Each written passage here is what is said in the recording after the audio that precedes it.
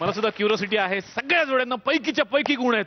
बघायचंय कोण आहे परफॉर्मर ऑफ द डे जोडी. मी दोनही परीक्षकांना मंचावरती आमंत्रित करतो.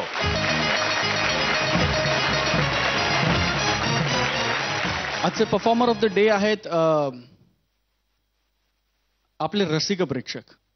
याचं कारण असं की अशी संध्याकाळ, असा एपिसोड फार कमी वेळा घडतो जेव्हा इतके सुंदर परफॉर्मन्सेस बॅक टू बॅक. म्हणजे मला वाटलं की एखादा इव्हेंट सुरू आहे, वा, की एखादा इव्हेंट आहे ज्याच्यात एक स्किट, मग त्याच्यापेक्षा बेटर पुढचं स्किट, त्याच्यापेक्षा बेटर पुढचं स्किट.